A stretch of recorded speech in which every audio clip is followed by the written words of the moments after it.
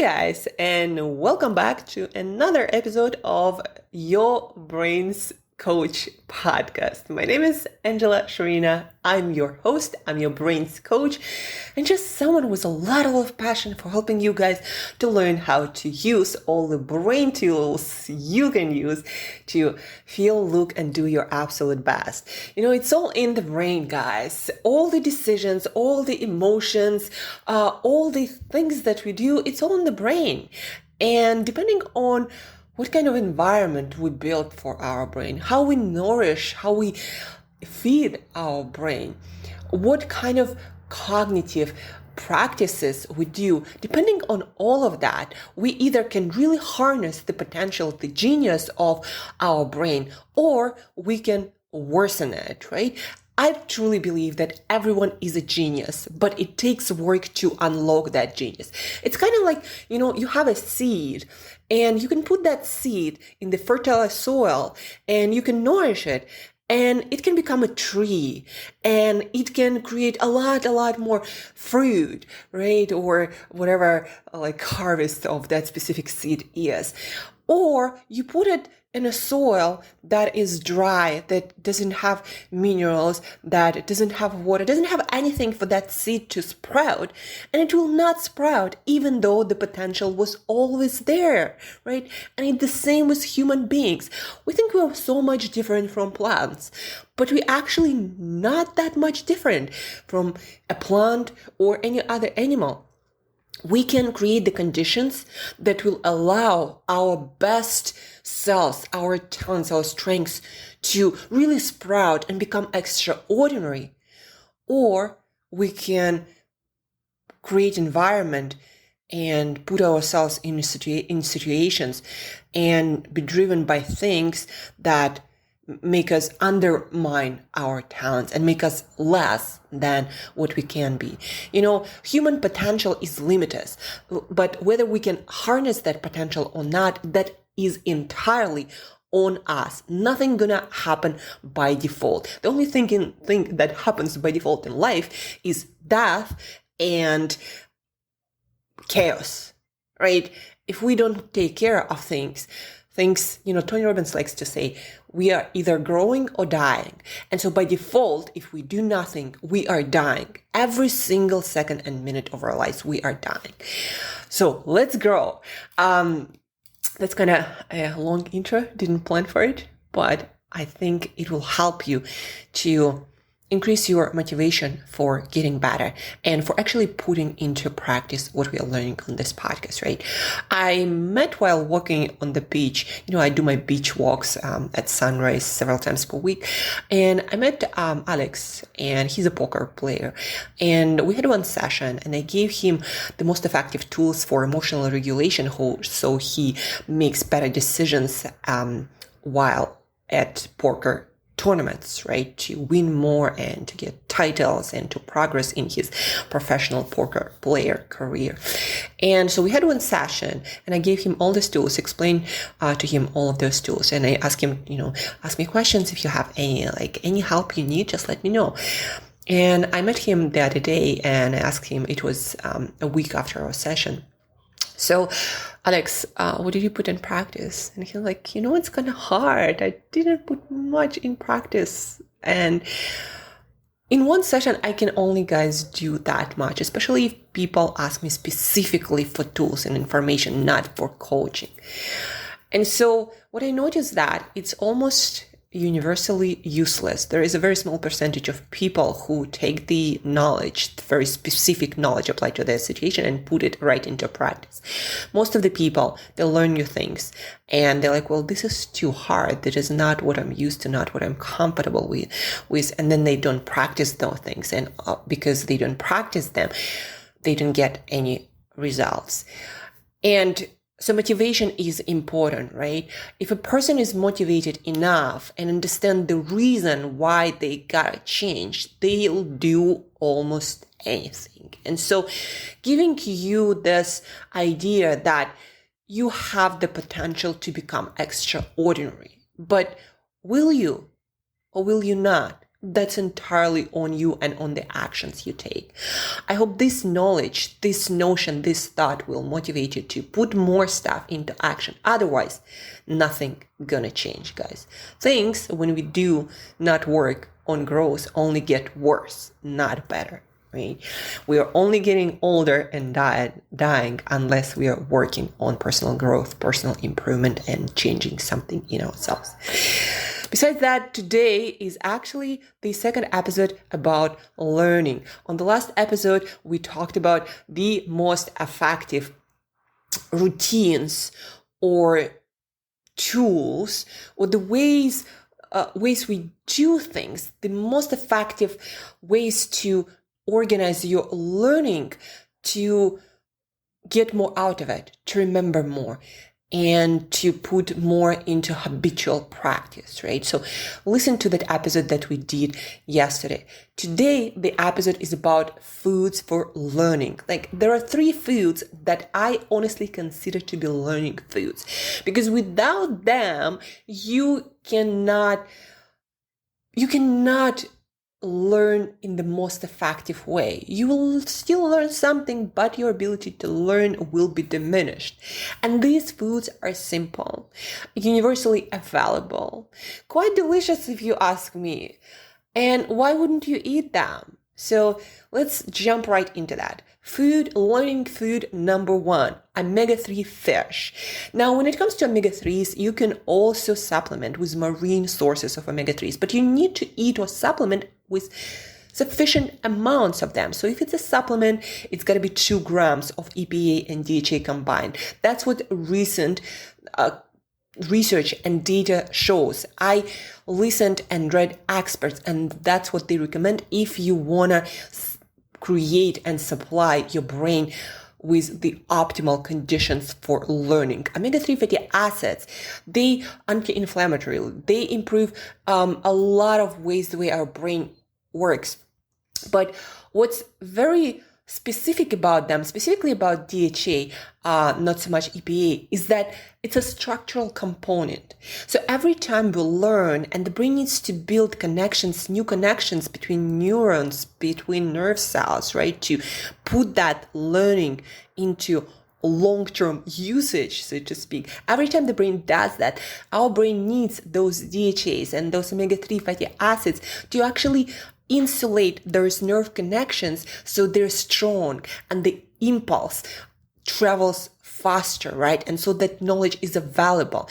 Your brain literally starts shrinking and not able to grow and learn. And it's also true, for example, for kids. If kids do not get enough omega-3s, they do not learn that fast. They do not develop that well. If, for example, mom is pregnant woman deficient in omega-3s, and the kid in the womb will not develop properly. These are powerful, and they're as powerful for kids as they're powerful for adults, right? So 2 grams, either supplement. I always go for foods because foods have so many other nutrients. I go for fatty fish, and you would eat somewhere between 100 to 200 grams, 3 to 6 ounces of fatty fish, depending on the kind of fish, to get those 2 grams. I usually try to either get 120 grams of sardines or 150 to 200 grams of salmon, or I supplement. So on the days that I don't eat fish, I supplement, but I almost always prefer to eat fish, especially things like canned sardines. I absolutely love them. And they also have additional nutrients that also will help with learning and with general health. But those omega-3s, they're structural components of your brain, building blocks of your learning if you want. You want to build a cathedral of knowledge, you gotta have the bricks to build that cathedral. And one kind of those bricks are omega-3 fatty acids. So every day, not once a week, not a couple of times per week, studies show that for most people, that's not going to be optimal. Now, it's going to be better than nothing, than what a lot of people do, but it's not optimal. So 2 grams, again, of either supplement or you eat 100, 200 grams of fatty fish. And fatty fish is things like salmon, sardines, we have mackerel, we have herring.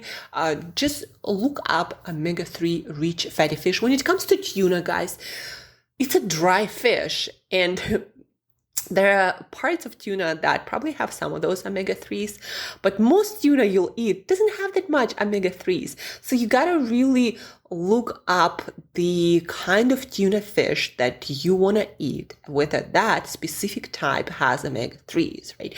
Things like salmon, mackerel, herring, and sardines, they always have a lot of omega-3s. With tuna, not that much. So you gotta choose the kind of tuna if you are the tuna person.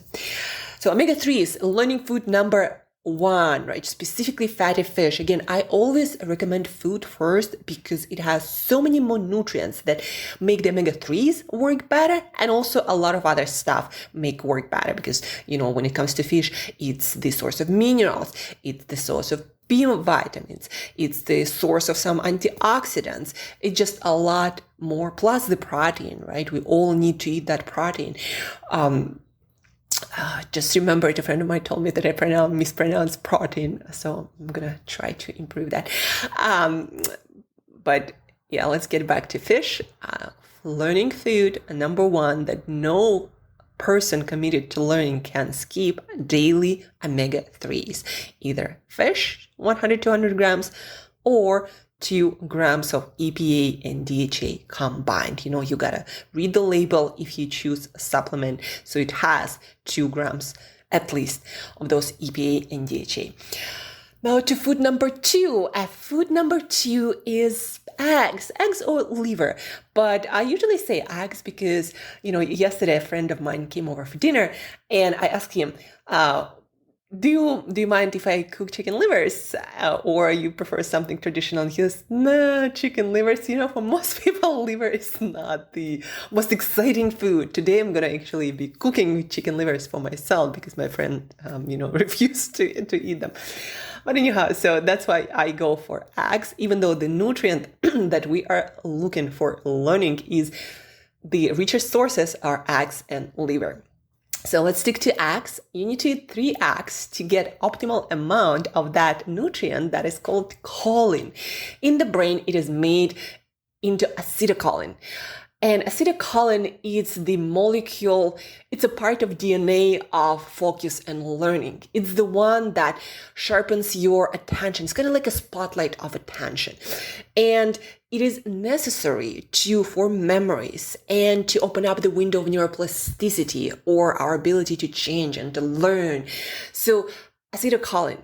It is also found in other foods, usually animal, usually fatty foods, that a lot of people do not eat enough of. It is also can be found in some plant-based foods, but you need to eat pounds of that. Whereas with eggs, it's 3 eggs, and you get that optimal amount. Also, you can supplement with things like alpha-GPC or acetylcholine. Those are 2 best recommended supplements for to create this acetylcholine that we need to have focused attention, to learn, to memorize. In fact, these supplements are even used to improve conditions such Alzheimer's, dementia. And it seems that people who do not get enough of that choline in their diet, their cognitive decline and their capacity to memorize things, to not lose track of thought, or that capacity, it diminishes, right? So it's the learning molecule. I like to call it memory molecule. I like to call it spotlight of attention molecule. Just remember, it is necessary for you to be the fast learner, but not just to read books and memorize or to study for the exam. No, your ability to change, to adapt. Like you experience something in life, and instead of being stuck in your patterns, you adapt, you change, and you create new patterns that serve you better in life. I truly believe that a lot of people are a little bit stuck in their ways. One of the biggest reasons is because they don't have the building blocks to open up that learning window, and they kind of end up being that, proverbial old dog that doesn't learn new tricks. Nutrition is a huge part of your personal development. And choline that is found in eggs, those 3 eggs, they are essential to increase your adaptability, your ability to change in life, your ability to adapt, and your ability to simply learn new stuff, things like new skills, or, prepare for, an exam, a workshop, a public talk. We need memories for so many things, right? So either supplement with things like alpha GPC is my favorite. It is recommended by my favorite neuroscientist, Andrew Huberman. So either alpha GPC, I take 300 milligrams 2 times per day, morning and afternoon, or I also eat eggs. So I usually actually consume all of that. I'm a fan of choline, right? I want to learn, adapt. I read half a book a day. I want to just suck it all in, right? So yeah, eggs, that choline, that memory, that learning, that adaptability molecule, or acetylcholine or alpha GPC. By the way, guys, if you need advice on specific supplements, where to get them in your specific area of the world, and how much of it to take, when to take it.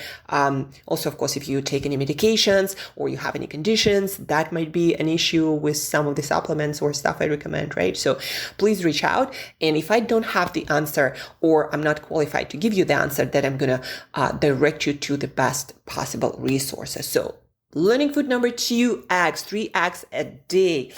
And learning food number 3 is a treat, is a dessert, is my favorite food, hands down. People are surprised when I say I'm a nutritionist and my favorite food is chocolate.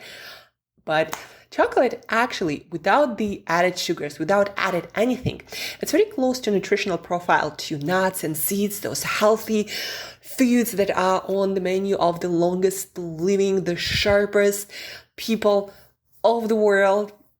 Right, so chocolate is it's quite rich actually in protein. Obviously, fat is the richest nutrient. I'm talking about 100% dark chocolate, right?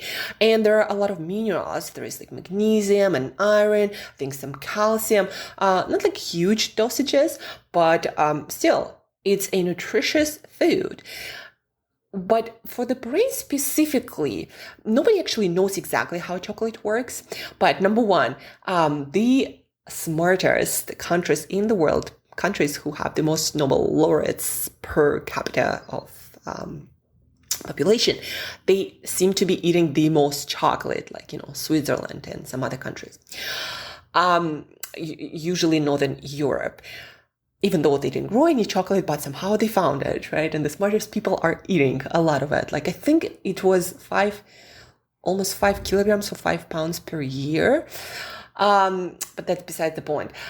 So chocolate, right? It is consumed by the smartest people in big amounts. Also, chocolate, it has more than 1,500 compounds, and we're still, yet to discover how they work, what they do. Chocolate, we know that it stimulates things like dopamine and norepinephrine and endorphins and serotonin and anandamide, like a lot of brain chemicals that are involved in learning, but also improve our motivation and focus.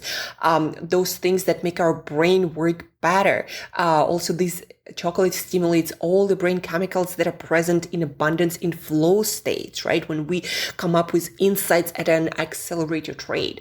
Chocolate accumulates in the areas of the brain that are that do the learning, the memorization of stuff. Chocolate is super high in antioxidants, one of the richest food in antioxidants. Antioxidants and polyphenols that protect our brain during this rich activity. Our brain is very active tissue, and it creates a lot of reactive oxygen species. Basically, what you want to know is your brain creates a lot of stuff that can damage itself. And so we need a lot of oxidants. Your brain needs a lot of oxidants to protect itself. And so chocolate is also very rich. Also, coffee, by the way, is very rich in that, and all the teas. But back to chocolate. So chocolate in people has been shown to improve memory, to improve cognition, to improve learning, to help prevent cognitive decline. It boosts your cognitive performance when you consume it. Chocolate is also a prebiotic. And again, I'm talking about the natural stuff. I'm talking about 100% chocolate. Obviously, the darker varieties, but maybe not 100%, like 70, 80, 90. They also have a lot of the same benefits, but all of the benefits you get in 100% chocolate, right? And also to give you an idea, like milk chocolate, it can have somewhere from 5% to, in good cases, up to 30% of the dark stuff, of the chocolate components that actually bring the benefits. Whereas dark chocolate, it's 70, 80, 90, and 100. So the amount matters. How much of the dark stuff you consume daily, it matters. So it is recommended to consume 30 grams, 1 ounce. It's been used in research and studies. So 1 ounce, 30 grams per day, and the varieties that are recommended are 75, and 85 is even better, right? So I usually recommend start at 85 and work your way up to 100. Whereas people are like, but I can't even eat 60%. I'm like, grow up. This is the treat for adults. You're not a kid anymore. You gotta take care of your brain and other organs. And plus, after a while, you actually start enjoying. Like, again, a friend came over yesterday, and for dessert, we had 100% dark chocolate, and he had no complaints about that because he knows if you come to Angela's house, that's the only chocolate you get. But he also noticed the benefits, actually, because that was, I think, the third dinner that we had together where I cooked. And so he noticed the benefits of the chocolate. He's like, I'm so I have so much more brain power, and I seem to come up with so many ideas each time, we do this dinners and I eat this dark chocolate. So anyhow, dark chocolate, it is a brain food number 3. Now, compared to, fatty fish and eggs, I consider those like these staples. You never skip them. Chocolate, I consider more like an accelerator, super booster, right? It doesn't have the same components that are super necessary for learning and forming memories, but in all of these studies, it's been shown to have a profound effect on our brain power, on our cognition, on our learning abilities. And that's why for me, it's also a non-negotiable. Chocolate every day. I eat 30 grams per day. Sometimes if I have a really intense learning day, I might double the dose. Also, I put cacao in my coffee maker. I put cacao in my yogurts. So I'm a huge fan of cacao plant, right? So chocolate, learning food number 3. Let's recap. Learning food number 1, omega-3 fatty fish, omega-3 fish or fatty fish, and those are salmon, mackerel, herring, sardines. There are other fish. You can, Google it, look it up.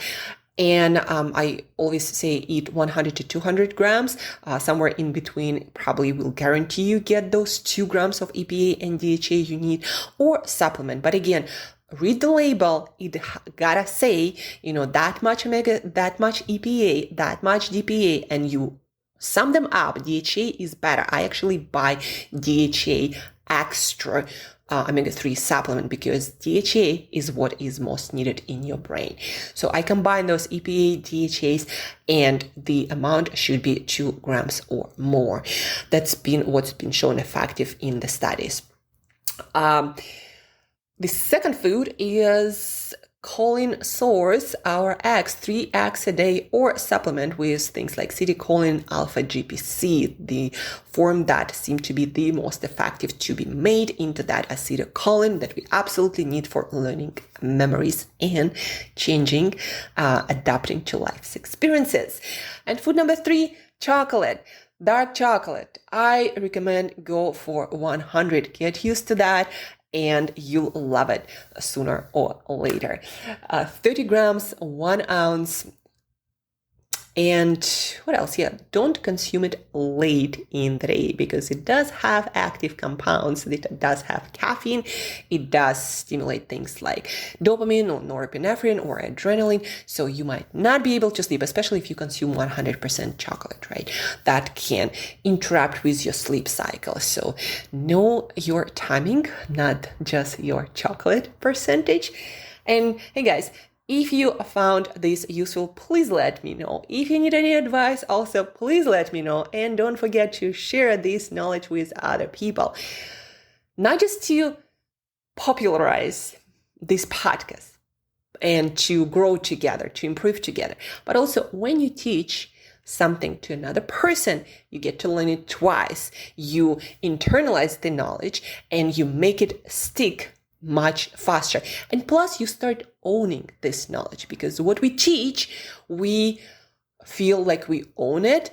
And if we are aligned with our own values, beliefs, then we gotta be doing what we are teaching, right? So if you want to change faster and put something into practice faster, teach it, and you'll get to learn it faster, and you'll get to put it into action faster. That will happen automatically again. Ask your questions, share and teach this podcast. And if you have any feedback, please let me know. I'm always open to question, any kinds of feedback, especially love also questions. If you have interesting questions and need help with something, please let me know. And stay tuned for future episodes. Your brain will love it. And till next time, eat that chocolate.